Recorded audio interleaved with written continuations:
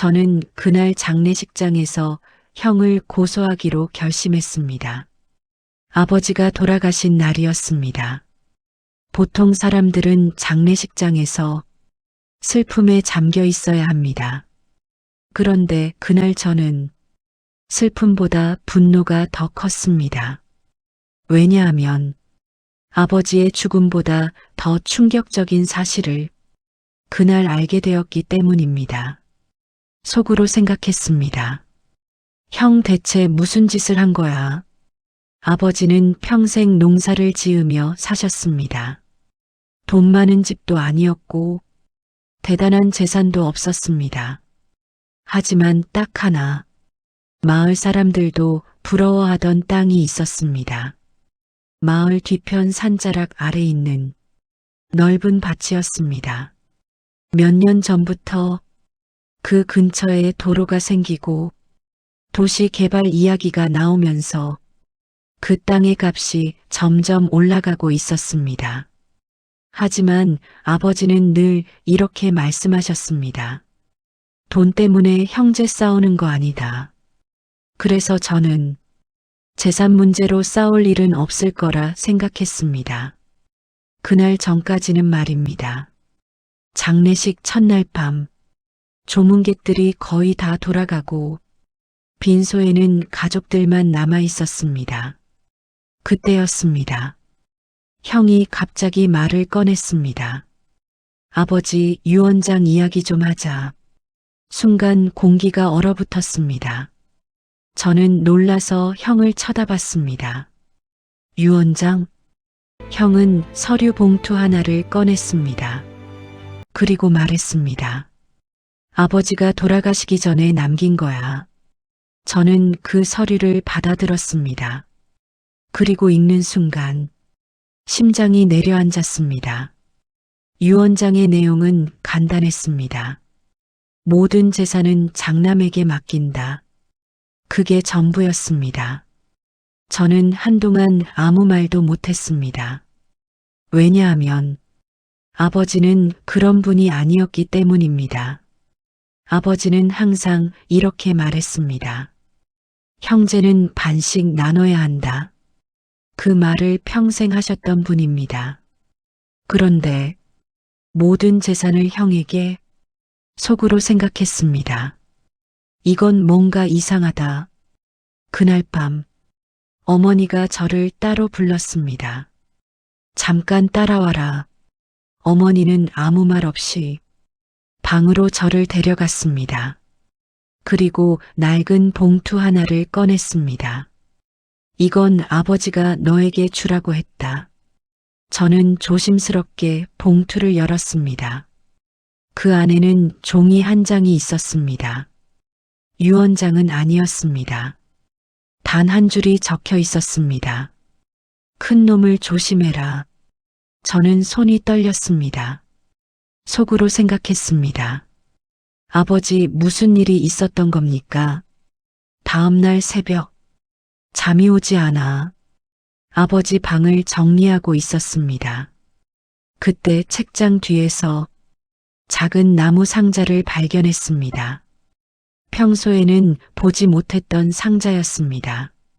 상자를 열어보니 낡은 토지 문서, 계약서, 그리고 작은 녹음기 하나가 들어 있었습니다. 저는 녹음기를 켰습니다. 잠시 잡음이 흐른 뒤 아버지 목소리가 들렸습니다. 만약 이걸 듣고 있다면 저는 숨을 죽였습니다. 아버지가 이어서 말했습니다. 큰 놈이 땅을 팔려고 한다. 순간 심장이 쿵 내려앉았습니다. 그리고 더 충격적인 말이 이어졌습니다. 이미 개발업자들을 만나고 있다. 저는 녹음기를 쥔 손에 힘이 들어갔습니다.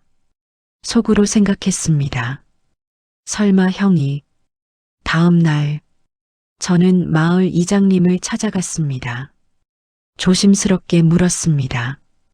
형이 요즘 누구 만나는 거 보셨습니까? 이장님은 잠시 망설이다 말했습니다. 사실 개발업자들이랑 몇 번 봤다. 그 말을 듣는 순간 모든 퍼즐이 맞춰졌습니다. 형은 이미 아버지 땅을 팔 계획을 세우고 있었습니다. 집에 돌아오자 어머니가 울고 계셨습니다. 저는 조심스럽게 물었습니다. 어머니, 아버지 돌아가시기 전에 형 왔었죠? 어머니는 고개를 끄덕였습니다. 그리고 말했습니다.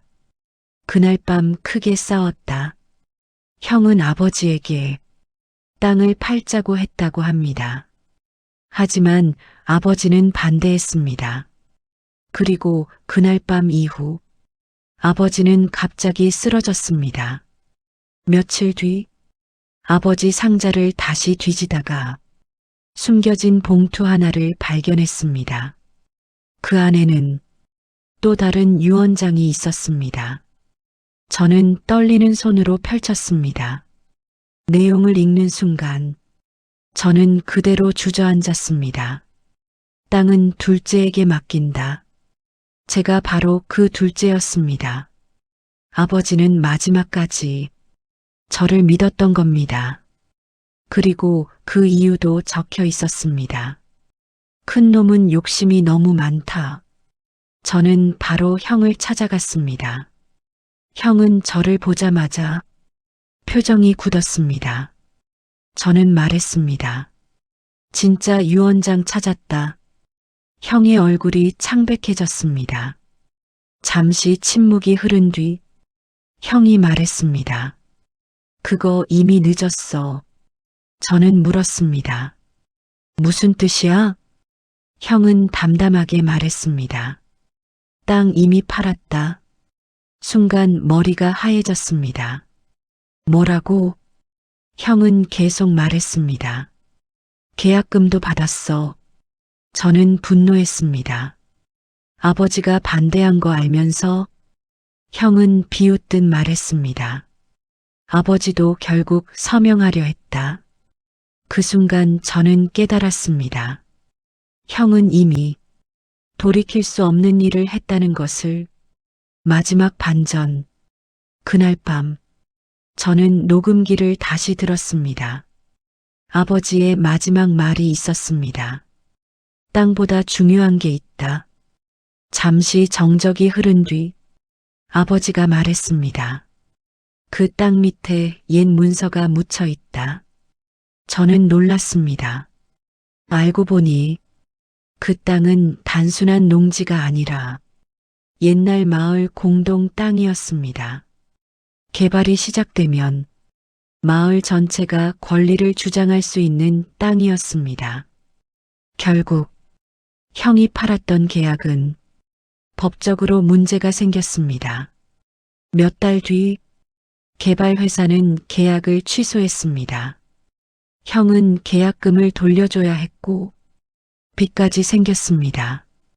그리고 어느 날 형이 저를 찾아왔습니다. 눈이 퉁퉁 부은 얼굴로 말했습니다. 미안하다. 저는 한동안 아무 말도 하지 않았습니다. 그리고 조용히 말했습니다. 아버지가 뭐라고 했는지 알아? 형은 고개를 들었습니다. 저는 말했습니다. 형제는 싸우는 거 아니라고 했다. 형은 그 자리에서 울었습니다. 지금도 가끔 아버지 묘소에 갑니다. 그리고 속으로 말합니다. 아버지, 이제 형이랑 싸우지 않습니다. 그날 장례식장에서 시작된 일은 저에게 가족이 무엇인지 다시 생각하게 만들었습니다. 그리고 저는 아직도 아버지의 마지막 말을 잊지 못합니다. 돈보다 중요한 게 있다. 그게 무엇인지 이제는 조금 알 것 같습니다.